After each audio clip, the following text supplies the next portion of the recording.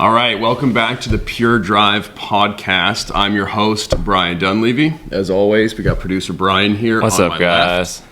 And today we have Nick Moscaritolo joining us. Nick is basically our planner for all the trips that we go on. And I want to talk a little bit about booking a golf trip. We've been lucky to go to a few different places. I think we should start by going over our list. Do you want to run down it? Yeah, sure. So I've been going on trips for a while now. It started with my dad. We'd go to Myrtle, but I'd say just before COVID, we started on going on a trip a year. But to go down the list, it started with Myrtle. We'd go to Hilton Head a lot. We did Kiawah a couple times. I know that one was funny because we said we'd go once. I think we've been 4 times, which is pretty cool. Streamsong. Everyone goes to Orlando and plays golf, but there's other good places in Florida. Pebble, Pinehurst, Bandon, Scotland, Wisconsin, and Ireland. But that's just to name a few. Those some heavy hitters. And then where have you been, Brian? I've been to, Florida a bunch of times. Scottsdale. Just came back from Montana about a month ago. What am I forgetting? I said Scottsdale. I said Scottsdale. And Denver. Denver was great. And I've been to Myrtle as well. So the thought process behind today's podcast is talking about different locations that we've been on golf trips, what we would suggest if you're looking to book a golf trip. Nick is kind of the savant when it comes to dealing with the golf courses and the hotels. He does a fantastic job of that. But first, let's talk about what do you think, let's say someone's trying to find or decide what their first golf trip should be, someone that's never been on one. You have to find a crew first. Yeah, I would suggest for the first trip you just go with 4 guys. When you start to incorporate more people, it does get a little tougher. I guess being on the East Coast, we do have a few options.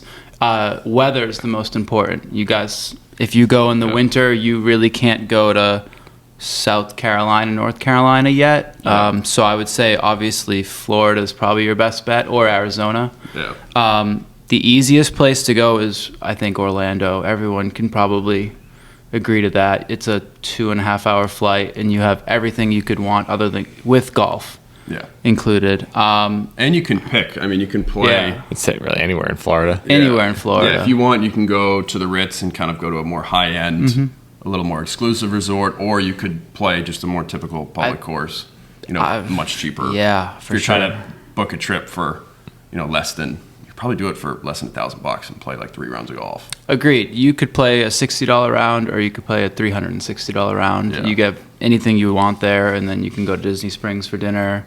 I mean, it's endless opportunity, and I think it's a good trip. If you guys want more high end, I would do Pinehurst. I think that's the ultimate East Coast golf trip. Yeah, I'd agree. I think the best East Coast. There's a difference between kind of a golf resort like a Pinehurst, Streamsong, and just sort of a golf destination like a Scottsdale or Orlando. And I think most people, it's a good place to start because it tends to be cheaper going to a golf destination. Just booking a hotel or an Airbnb, trying to find 3 or 4 different courses to play while you're there. But then if you're looking to go to a golf resort, by far the best first trip is probably Pinehurst.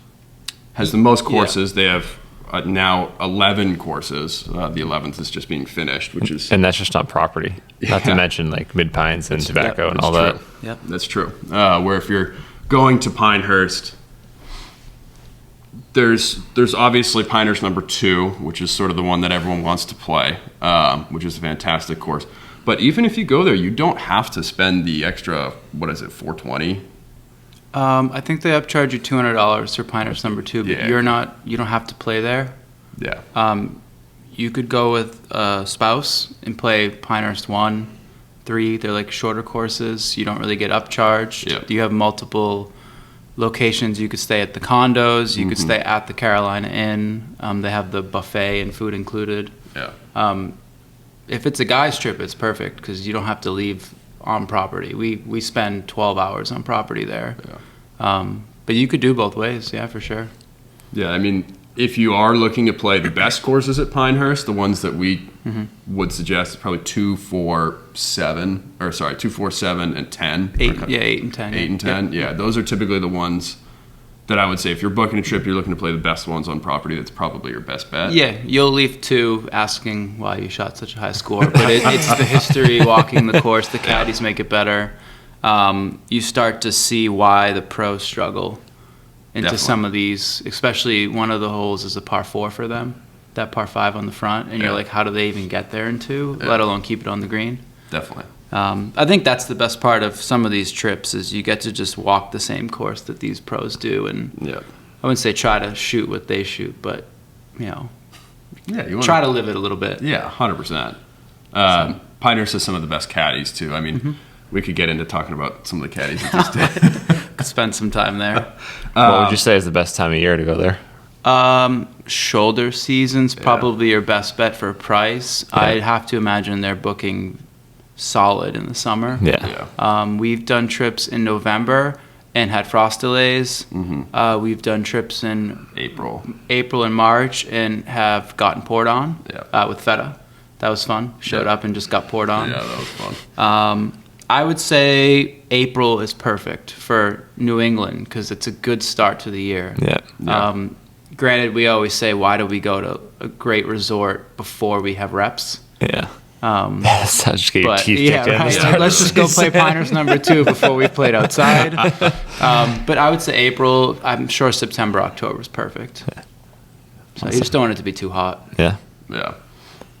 So that is, I think, if you're looking to book your first golf resort trip, it's probably Pinehurst. For sure. Yep. Unless Myrtle, like maybe get a little cheaper, but I would say Pinehurst is 10 times better, Yeah. course-wise. Yeah.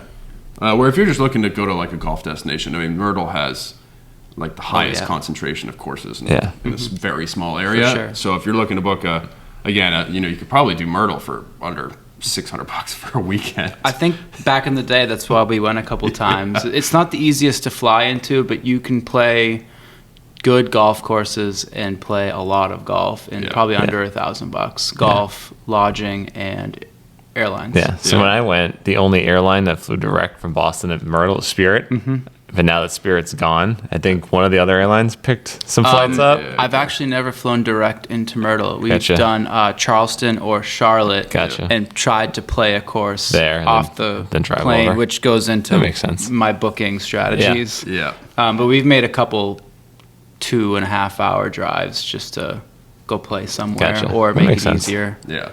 The another golf destination, I mean, especially on the East Coast, a lot of people have played it, is the Ocean Course, Kiawah. Yep. The tricky part about playing Kiawah is there's not, aside from the other courses on property, which I haven't played any of them. I've only played the Ocean Course. There's not that much golf, and it's kind of tucked away. Yeah, the Ocean Course is fantastic. Yeah. What we tend to do is fly into Charleston and stay a night and play Kiawah that next day because Charleston's a great city. Yeah. Pat, my boss, has been to Kiawah Island and played those courses. It's kind of like Hilton Head where you can relax, bring the family.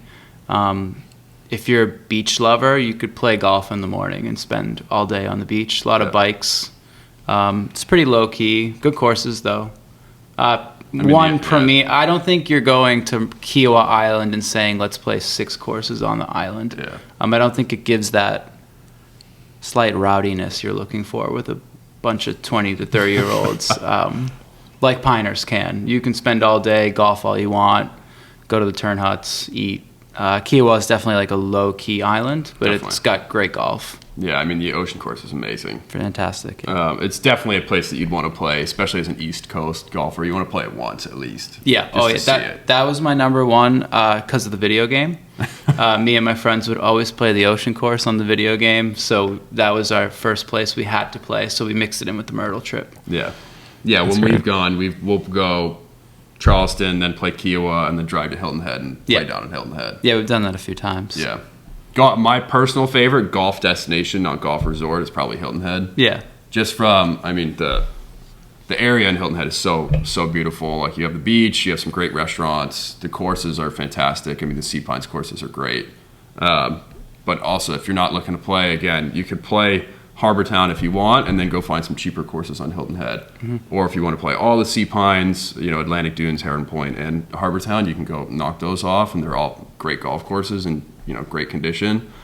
And the weather tends to be pretty perfect down there. Yeah, we haven't had a bad trip. Yeah, we haven't had a single time we've gone to Hilton Head and it's been bad weather, which is great. It's always between 65 and 85, regardless of what time of year you go. It's one of the rare trips where I don't mind playing 36 because I will just sit on the porch, watch the day go by. We'll walk the beach, walk to go get lunch. Normally we just want to play as much golf as we can during the day, but that's why I like Hilton Head. Play 18 holes. Where are we going to lunch? Yeah. Maybe go to the range after. Yeah. But that's just our problem. Yeah, Hilton Head is my favorite East Coast trip, or a golf destination, I should say. One we haven't played in a while, we're looking to try and go back to is Streamsong. They just added the new course, the Boneyard. Streamsong's fantastic. The hotel, we've done it two different ways. The one time we stayed on property at the hotel, played all 3 courses. And then the other time we did it, we stayed off property about an hour away and drove in each morning to play each course. Honestly, I actually preferred the second way we did it. Agreed. We had more options for restaurants. The restaurants on property, at least when we went a few years ago, were okay. But you're sort of landlocked there. There's not much else you can do. I think 30 minutes is the closest gas station. Yeah, there's really nothing out there. So aside from the restaurants and what you have on property, you're sort of stuck. So staying off property was kind of nice. You could go out to dinner somewhere else. Obviously, you still get to experience the courses. But that Streamsong is also another amazing kind of East Coast golf resort. Yeah, it was different at the time too when it got created. Late, it's 2018-ish maybe. I know I went right before COVID and COVID. It was just red and blue at the time. Definitely a different vibe for sure. The golf course itself. I guess since then we've seen courses like Bandon, but maybe the first time that came to the East Coast, those type of courses, it didn't feel like Pinehurst. Big. I'm trying to think of the word. Exaggerated golf course, maybe. Yeah, you can tell there was a lot of land movement. Yeah, when they were it was a building phosphate mine. Yeah, I think. Huge property. They might have 2 more courses in the next 10 years. Yeah, probably. Yeah, great place. Yeah, the courses are great. We played it both times in the winter, where we were still getting the winter rate. I think we were probably like the last week of the winter rate before they switched to the off or summer, whatever the off-season rate is. And both times was great weather, but you get the courses for, probably 3/4 of the price, which is great. Yeah.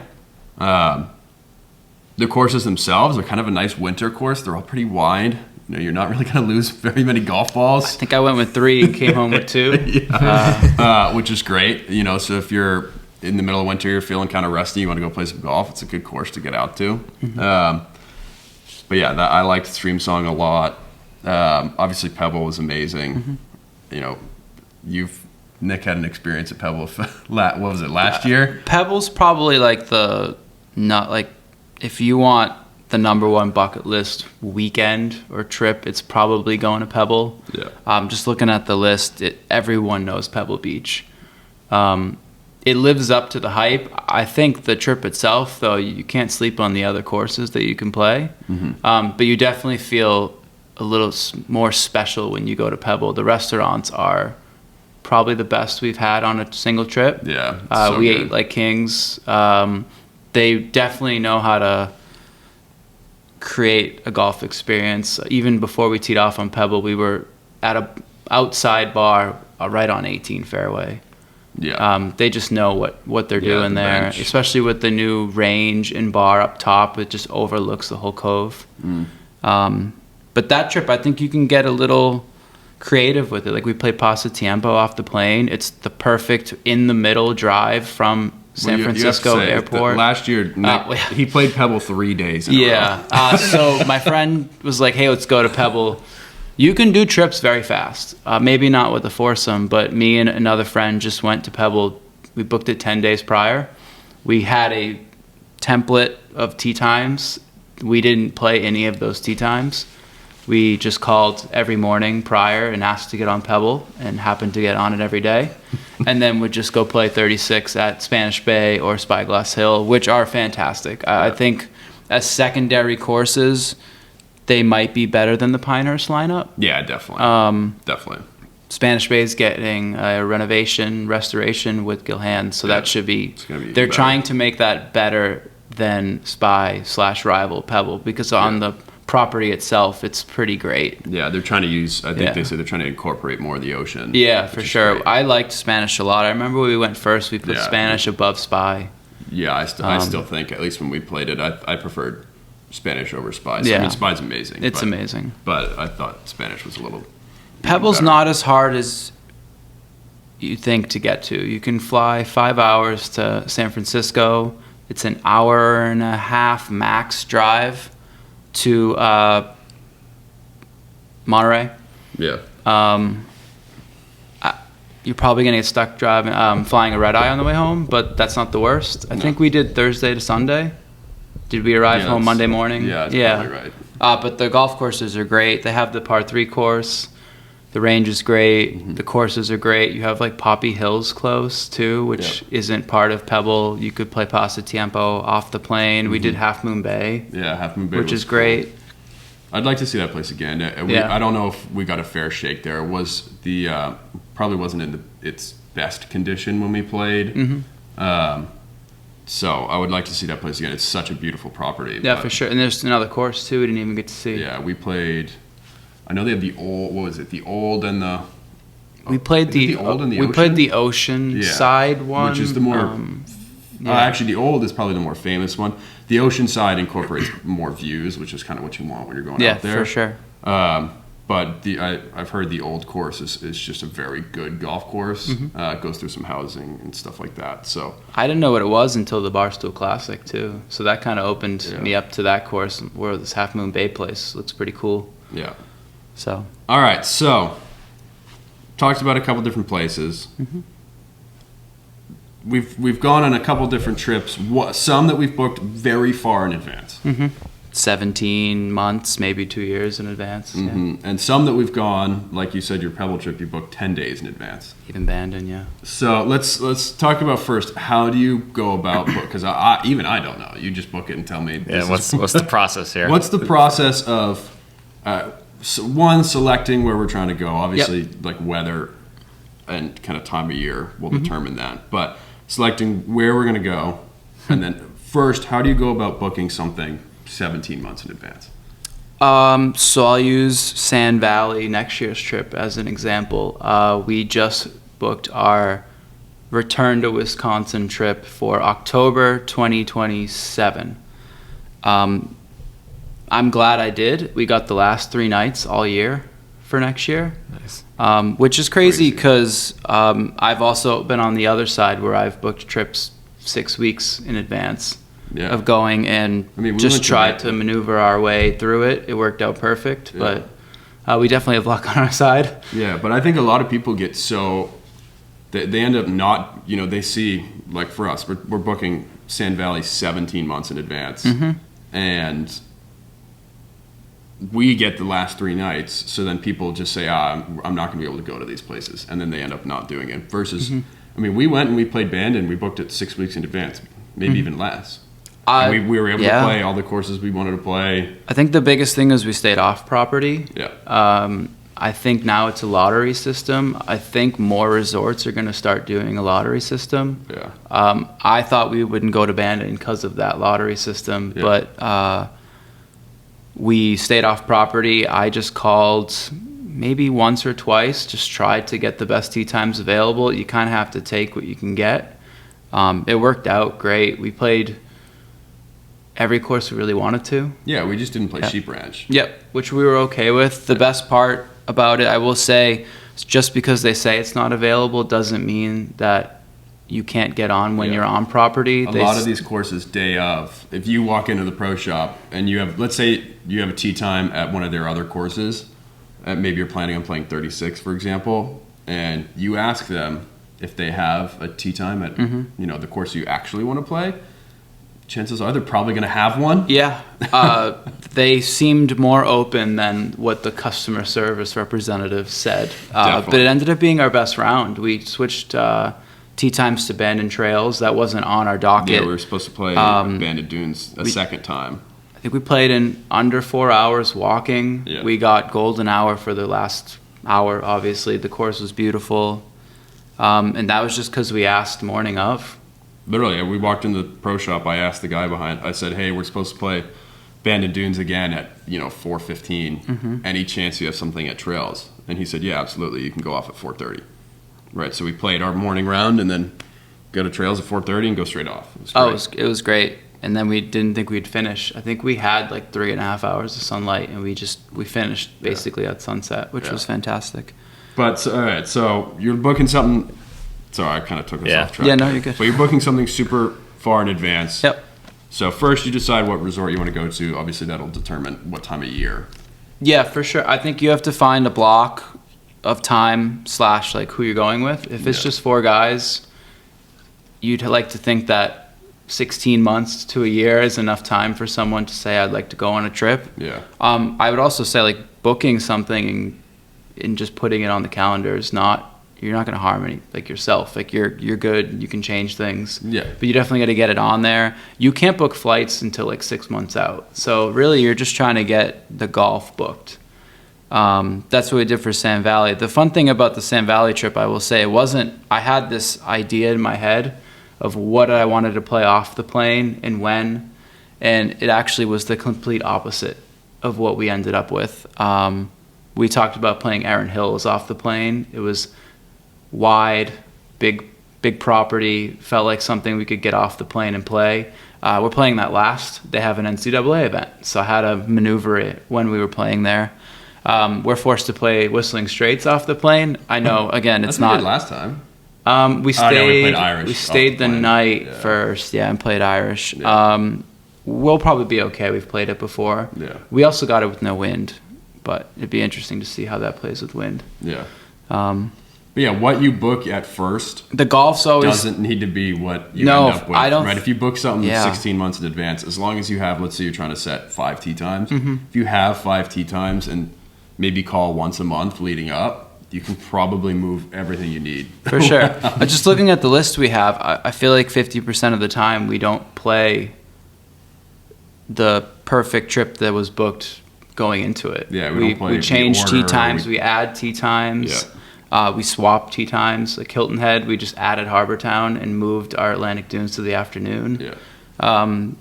That's probably your best bet. I think you can get on courses that you didn't get to book if you just ask when you're there. They're going to help you out the best you can. When you book, I know sometimes you've used booking services. Like I know when we were playing in Orlando, you used some booking services. Yeah.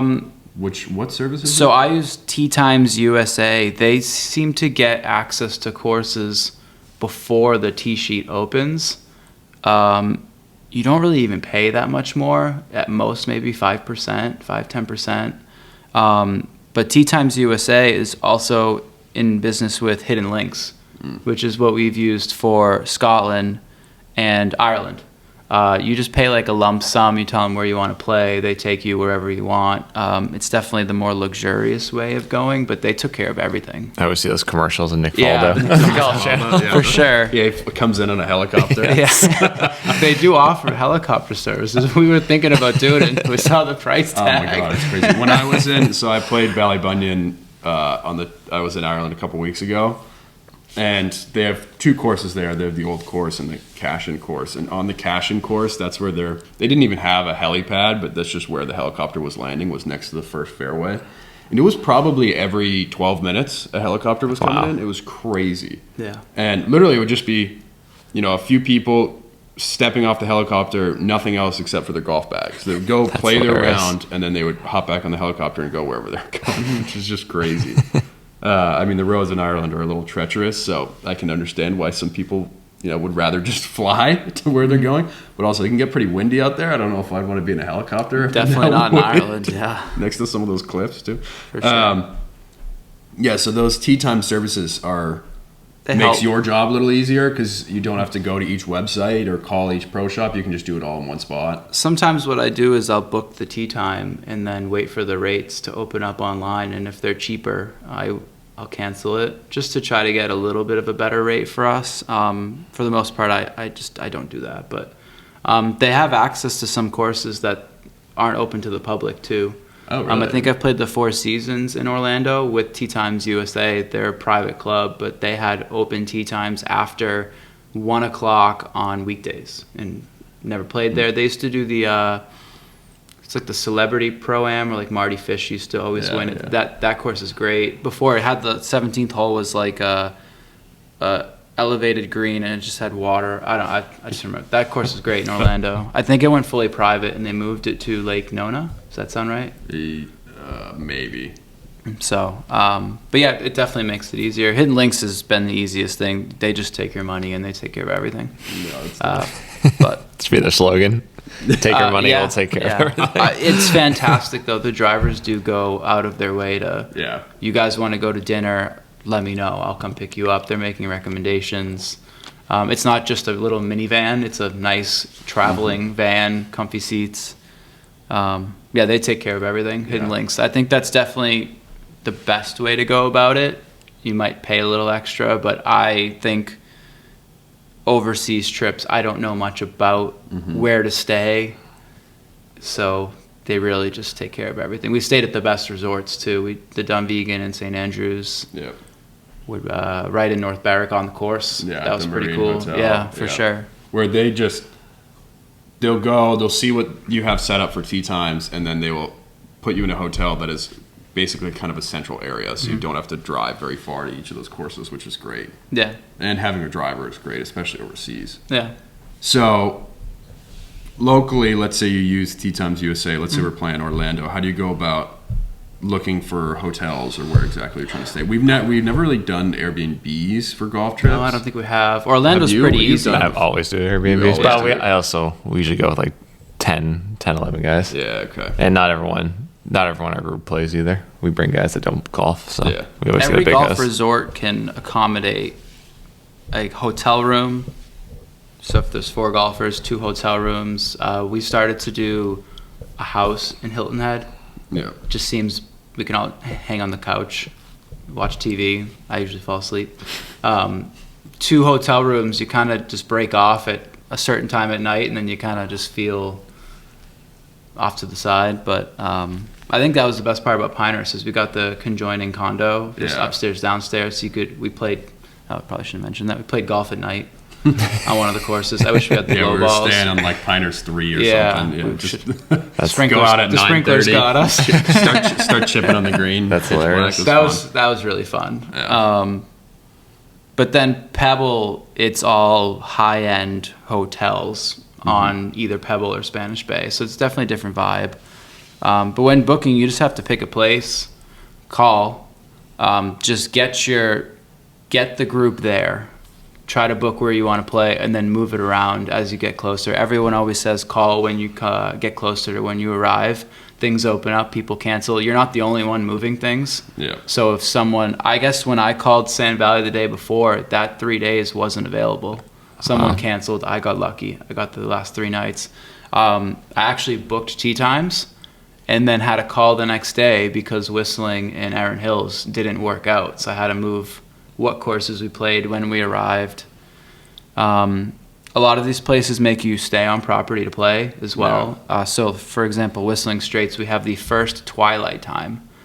It's non-guaranteed to finish, but it's 10 minutes after. We don't mind playing the last hole in somewhat dark conditions just to play. If it's the first twilight time. For sure, but that was the only way we could play Whistling Straits unless I called 20 days prior because they make you stay on property for 2 nights. Same as Pebble. So yeah, there's some quirks. Last time, basically, we teed off. I don't know exactly what time, but we were finishing 12:30, 1 o'clock. Yeah, great for videos. Yeah, it was so cool. The last couple holes was sun, and then the 18th hole, the sun dropped below the clubhouse, and we're basically playing in the dark. Yeah, but it was great. You just have to find a group of guys when you want to go and book the golf. The flights come after. The rental car comes when you book flights. You can go to a location and, like you said, play maybe Tobacco Road off a plane. That's what we like to do. We try not to play the day of. We always just add the round because we want to play. Yeah. Try to play the easier course the first day. Like, no one wants to play Pinehurst number 2 off the plane. No.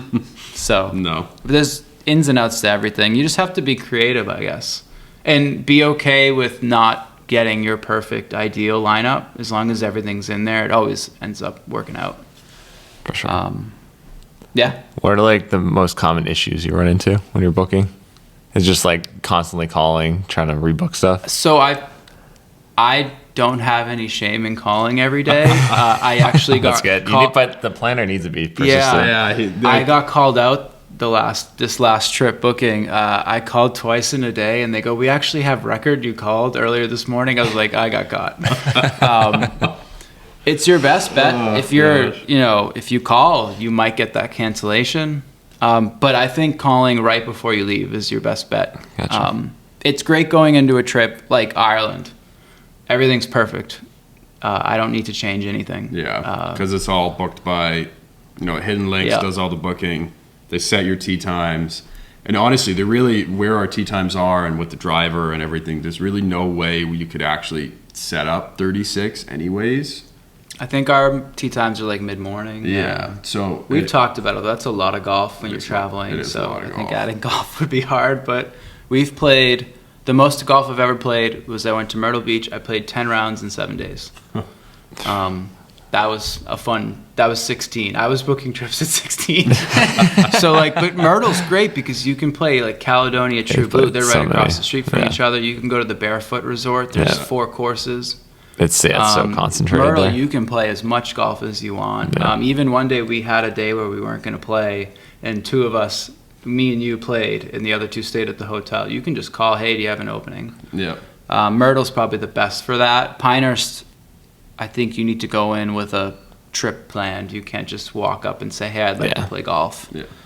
Myrtle's definitely a lot more casual, and you can definitely get a lot of last-minute openings for sure. If you're not concerned about the quality of the course, you can find golf in Myrtle Beach. Oh, absolutely. It's the same as Orlando. It's the same as Orlando. Yeah. You can go play, what is it, like Fire, what's it, the place, Fire something? In Orlando? Falcon Fire? Falcons Fire. You can go play Falcons Fire last minute if you want. But I feel like we've booked trips in the winter where we got the Orange County courses pretty easily. Orlando, I think, is an easy trip. Definitely. You could bring the girlfriends, the spouses. They can stay at the hotel. We'll go play first out, be home by 10. Yeah. Even on one trip, we played Savannah Harbor. We finished in 110 minutes ahead of pace. Yeah. So you can get a day where you go out first. That was an added trip. Mm-hmm. We were just driving north. Yeah, we're driving from north. Florida to Hilton Head. Yeah. And we stopped by, played the club at Savannah Harbor, and we played the one in Jekyll Island. Yep. Great and- dunes. Yeah, great dunes in Jekyll Island. And those were just kind of last minute. Yeah, this year's been fun with the 12-day golf trips. Yeah, we had 2 of those. Trying to book multiple states of golf. It was great. Yeah, it was. All right. Yeah. So I want to go over each of us. We'll start with Brian. Out of all the trips you've gone on, 2 questions. 1, which was your favorite trip? And then which out of all the courses you've played is your favorite course? Okay. You first. Scottsdale is probably my favorite, which is Have actually... you done Scottsdale more than once? No, just once. Just once. I mean, we just played 3 courses when we were there. So I love the Quintero was my favorite course. It was up in, it was like an hour from Scottsdale. It's in the mountains. Like it's way off on the middle of nowhere. You're driving like basically a dirt road for like 30 minutes to get there. That was the coolest course that I've definitely ever played. So overall, that was probably my best trip. And also, just a lot to do there. When you're there outside of the golf, there's so much stuff to do. Yeah. Old Town's obviously really fun. So overall, that was probably the best trip. All right. What's next on your... Next, we haven't talked about next year yet. We usually book these. So we do our trip every year, usually May or June. Usually in May. This year we went in June because Montana's was still like snowing in May, so we went in June. The weather was perfect. So it's usually a May-June trip, and we just start booking. Usually around Christmas time, we usually have a vote every year we're going to go to. We'll start looking at when we can book tea times and start looking at Airbnbs, stuff like that. Do you have a place you want to go this year? I mean, I would love to go to Ireland. It's definitely on the bucket. That's definitely top right now. Yeah, Ireland is amazing. So ideally, we haven't done any of these trips yet, international, so that's where I'm definitely hoping to go there. Yeah. Yeah, so that's probably my number one. All right, that's good.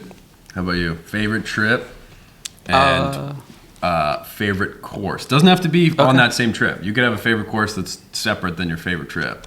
I think it kind of goes perfect. I still think maybe our best domestic trip was the first time to Pebble. I know I had a special experience going second, playing like Pebble 3 straight days. But I don't. That is so ridiculous. You should put a plaque up in your house. I felt like a member. It was pretty cool. I played it at 7 in the morning. I played it at 10 in the morning. I played it 2 in the afternoon. Like I got every part of Pebble. I also got a hole in one on that trip. But that wasn't even. I still think the best trip was Pebble the first time with you and Pat and Jack. It was the first time we showed up on property. We all got the wow factor. Yeah. We had perfect weather. I don't take a lot of 65 degrees and sunny. Yeah, I don't take a lot of photos and videos, and most of that trip is in my phone still. Yeah. Getting everyone's first shot on 7, everyone's tee-ball on 18. So I think that was definitely our trip we were looking forward to the most. Definitely. Scotland's pretty hard to rival. I think Ireland might have a chance, but just going overseas to Scotland was probably the best. Playing St. Andrews. Sleeper part is we watched the Dunhill last day. I know. So we just showed up and watched Terrell Hatton win. We watched John Rahm cross the street. Last year, yeah, we just showed up. Happened to, like, we got pristine conditions. Yeah, courses were insane. The green, like every day got better there. Well, because they just had the Dunhill, right? So they're in limited tournament conditions. That's hilarious. But then again, we're going back to Wisconsin for a reason. So I would say 1A, 1B, Pebble, and a Kohler trip. Yeah. I'd probably still put Pebble for weather and just the dinners and being on a cliff in California is pretty cool. So Pebble probably the best. What's your favorite course? Probably Kingsbarns was probably my favorite day. Yeah. I played great, which is awesome. Is in Scotland. Yeah, Scotland. They did the Dunhill there too as well. Yeah, right? Yeah. It's Carnoustie old course at St. Andrews. Then again, I think a lot of people say it's Pebble in Scotland, so that kind of makes sense why a Californian created it. Kingsbarns is great. Carnoustie was probably our most interesting round. 50 degrees 50. And blowing 50. Scotland's great. Ireland's probably going to blow it out of the water just with our lineup. We're playing some great courses. Yeah. And the Irish link style is very different than the Scottish link style. Mm-hmm. The Irish links will be a little more similar to something like a Kingsbarns where you have the dunes and there's a lot more land movement, versus the Scottish links tends to be just much flatter. Yeah. And I personally prefer the Irish links with the dunes. Mm-hmm. You know, it sort of frames the holes nicely. Compared to the Scottish links, like the old course, was just super wide open, very flat.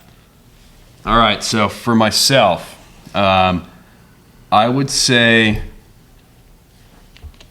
I have to agree that our first Pebble, my only Pebble trip, is probably my favorite trip that we've been on. It's a hard decision. Go look at the list. I know, it's a good make look. A reason or case for every trip. Yeah, you could make a case for each one. We went to Pinehurst. There was 8 guys. Yeah. That's our only time. Yeah, it's a fun. Wisconsin was great. Bandon. I know. The Scotland trip was obviously amazing, but I think the first time to Pebble, it's just seeing those courses. You know, Pebble, Spanish, and Spy. Seeing those courses in person, playing. Obviously, we got very lucky with the weather. It was perfect weather. Mm-hmm. It's just hard to beat those. My favorite course out of all of these, I think, is Whistling Straits. Yeah. I've been waffling on this since we've played it. Mm-hmm. Obviously, it's the most manufactured out of any of the courses. Best par 3s. We always say that. Yeah, I think you'd be hard pressed to find a better set of par 3s than the par 3s at Whistling Straits. They are insane. And so when we played it, we played the PGA Championship tees. So it was, we were playing way back there, which was cool to see the course, at its fullest. But you have a mix of views on the water, which is amazing. And the course itself, although it's difficult, it's not unplayable, where it's not going to totally beat you up. Obviously, there's some pretty long fescue, but the fairways are pretty wide. So you do have some forgiveness off those tees. Yep. The greens are crazy. The bunkering's crazy. But I think in terms of quality of golf course, quality of views, and playability of the golf course, I think it's probably Whistling Straits. Yeah. Golf trip-wise, yeah. I think we could also maybe throw TPC Sawgrass in for just pure golf course. Yeah, that's true. Sawgrass is an amazing golf course. I know we want to go back there. Yeah, I want to go back to Sawgrass. But I just think you can't, like, if you were just dropped onto, like, if you could pick any course in the world to just be dropped onto right now, I think I would say Whistling Straits. Yeah, oh yeah, you're dropping on a cliff somewhere, whether it's Bandon, Pebble, the Irish Cliffs. Yeah, right. So we're playing, I mean, we haven't played Old Head yet, but we're playing there in, a couple weeks. And I'm very much looking forward to some of the courses we're playing in Ireland. I played a few of them when I was there a few weeks ago, but we're playing even more of them. I mean, Waterville and Tralee, I've had a few people tell me that Waterville might be the best course in Ireland. So, and it's that was the one I didn't know. Yeah. So yeah, had to do some research. All right. Any other advice for people looking to try and book a golf trip? The hardest part's booking it. Like, just put it on the calendar. Yeah. You won't regret it. You just got to get a core group of guys that are willing to go, and you'll go away a lot. I think that's the biggest thing for us is sometimes we just say, do you want to go away? And you say yes, and I just run with it. Yeah. You need someone to take the reins and book a trip. Yeah. Whether it's just us with guys, sometimes we bring the girls. That's been great too. Mm-hmm. You can do both. I think that's what's nice about Orlando. And once you Hilton Head too. A lot of these trips are once you go on one. Yeah, you get the bug. Everyone, when you're on the trip, you start saying, "Okay, where are we going next year?" Versus if you don't do it, you're probably not going to ever do it. Yeah, it's funny looking at the list too. I thought we went away with the same 4 people a lot. It's a lot of variety on this list. Yeah. We've integrated probably 10 different people into our trips. It's usually me and you, and then others. Yeah. But whether it's my friends, your friends, coworkers here, I would love to do another 8-person trip. We've kind of talked about if it's, I don't say worth it. It's a lot more work for me. I try to make it perfect. It doesn't always seem to be perfect. Yeah, it's just hard to book too, and to find a schedule that works for 8 people. Getting back-to-back tee times if you're trying to get back-to-back tee times. Mm-hmm. It ends up being really tricky. I mean, there's people who will do, it's funny, especially at a place like Pinehurst. Yeah. You'll see groups of 16 people that say, oh yeah, we do this every year. Exactly. Wow. They're like, 30. Same week, every year, we've been doing it for 25 years. Good for them. Yeah. I think I booked Pinehurst 8 guys out pretty far in advance. Yeah. It was at least 8 to 12 months out. Yeah. Just because I knew I had to. That'd be great. I'd always try to incorporate everyone, but it ends up just not working out. Trying to find at the right time for everyone that can go. But yeah, I think golf is great. Traveling for golf is even better. Yeah, there's some amazing golf courses just across the entire United States and around the world. Public. We haven't even touched the private ones. Public courses that you can go and play. And I think when it comes to playing golf, one of the best things you can do is experience the best courses in the world. Yeah. Like, playing golf is great, and obviously here we're a lot on instruction, playing the best golf possible, but experiencing some of these places around the world is just, I think if you're a golfer, you have to do it. Yeah. You can learn a lot too, just playing different types of golf. Absolutely. Oh yeah, for sure. Absolutely. For sure. Different styles of golf, right? If you're used to playing New England golf, and then you go play somewhere down in Florida, you're playing on just playing different grass. 100%. You got different grass. Totally different course designs. You got to deal with a little bit of different terrain. We over here we kind of have a lot of undulation and a lot of rock and things like that. Versus you go down south, it tends to be a lot flatter, less trees, things like that. And it's just something that I think you have to do as a golfer. is to go experience some of these courses. Yeah. I would say go on your trip not expecting to play your best golf either. That is true. I think that's perfect. You kind of I always remember how I play, but every course, every trip on this list has like a memory that really isn't even golf related. Yeah, definitely. Yeah. Like I was saying to you, the first trip at Myrtle, I turned around and happened to see my friend barrel rolling out of a cart. Had nothing to do with the golf per se, but that's just a memory I'll always have on that trip. For sure. Sincata having the duffs at Pinehurst. Yeah, asking my friend how he's doing halfway through Pinehurst number 2, and he screams across the fairway, "I have the duffs," and he goes, "What did he say?" I was like, "The duffs." Just chunking everything. That's funny. But then you look back at it. Last time we played with him, he did the same thing, and it brings you back to that memory. So funny. It's the memory. You definitely. really you forget how you play and really just enjoy the time there. Yeah, definitely. I think that's the biggest thing. Yeah, you can't get too weighed down by how you play. Yeah, no. I think playing these courses too. I mean, some of them, they are so spectacular that you don't even notice how you're playing. Yeah, that too. Obviously, you do want to play not terribly on these trips. Yep. But you go play Whistling Straits and you after that first tee, the second hole is par 5. You're just along the water. I mean, you just can't. You're not concerned about what you're shooting out there anymore. But yeah, I think it's something that everyone should do. And the tricky part is so many of these places are getting booked out so far in advance. Yeah, they're getting so popular that people think that they can't go. They go, I need to book this 16 months in advance. I can't plan that far in advance, so I'm just not going to book a trip. But I think we're good examples of, you can book these places 6 weeks in advance if you're lucky. I remember talking to Thanksgiving 2025. We had no golf trips on our calendar. I think we did 4 or 5. Yeah. They can be done if you just call. A little, again, willingness to open up your schedule. Some people can't. If you have kids, you're kind of tied down to their schedule. But for us so far, we can just go away and make it special. Yeah. It always seems to work out, which I think is good advice. Is just call, and if you don't have the perfect trip planned, it might actually turn out perfect because you just need to ask or work around a little bit. But yeah, and sometimes those memories are fun. You don't regret going, that's for sure. All these trips are fantastic. We want to go back. Yeah. The next trip is always the best trip. Like, we're already looking forward to Sand Valley, and we haven't gone to Ireland. We always want to go away. Yeah. We love going away. It's great. It definitely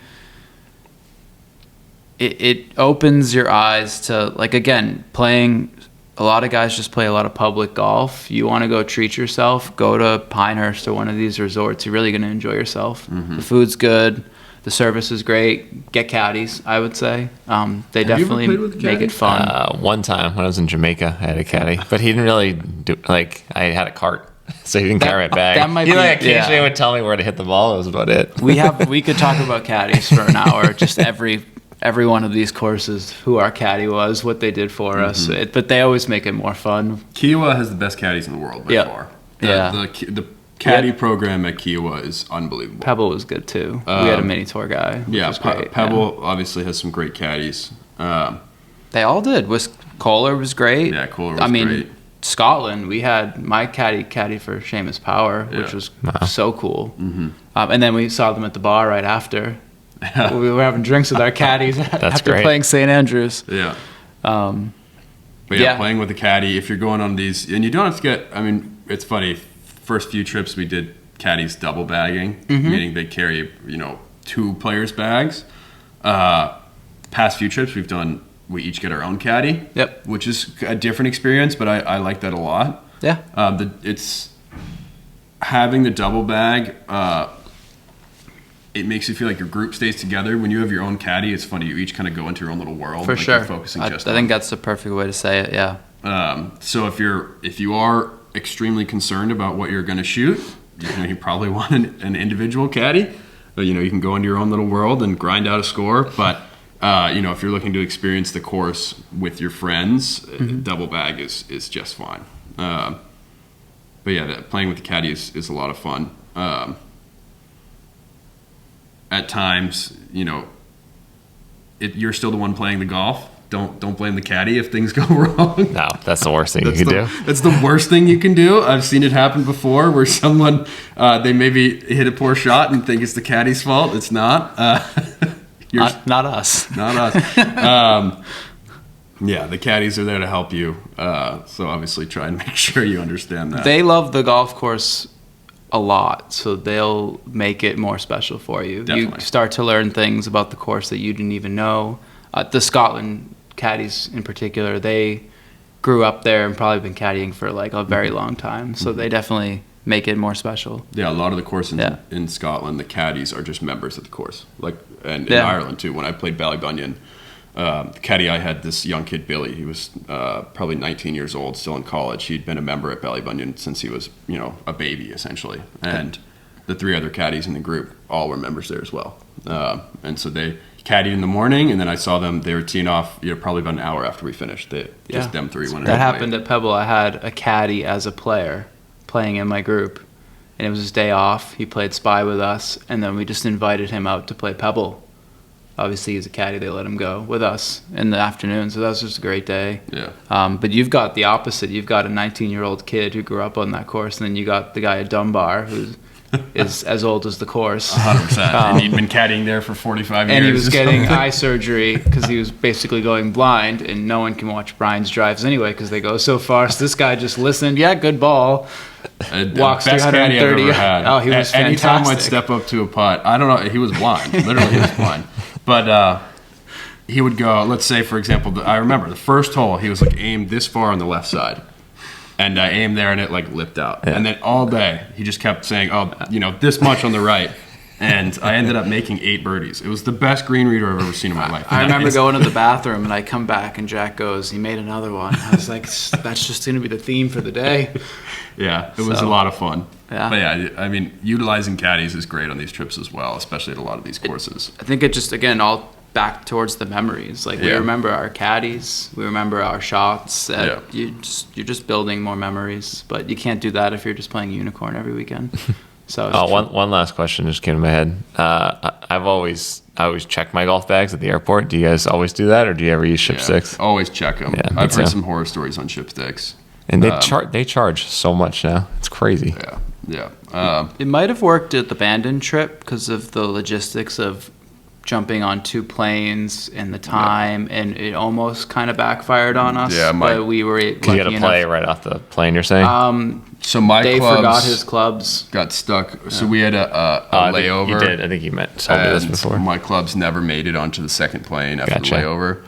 Now, we were not teeing off until, what was it, like probably 10:30 the next morning? No, it was a late round. We were able to pick up the clubs at 8 in the morning just to make the 2.5 hour drive. Yeah, so I wouldn't say we got lucky, but 1 in the morning we're asking the person at the desk, hey, can you rush my bag the next day? I need to play golf. But they're probably used to it. That's the only negative experience I've had with checking my bag. I would recommend checking bags. Yeah. But we have air tags. Yeah, I do the same thing.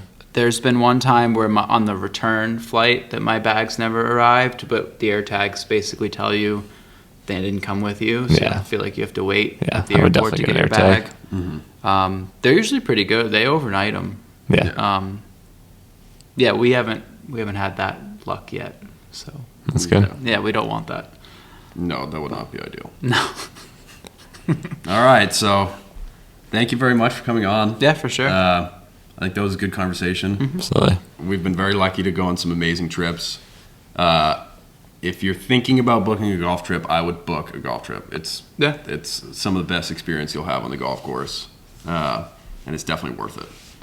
Thank you very much. If you got any questions, reach out. Yeah, if you have any questions, for sure. If you're curious on some of these places we've been to, if you have questions on which courses, maybe you're not going to play all of them. Mm-hmm. Which ones do you want to go play? Just shoot me a message. Yeah. Well, thank you very much. We'll see you next week.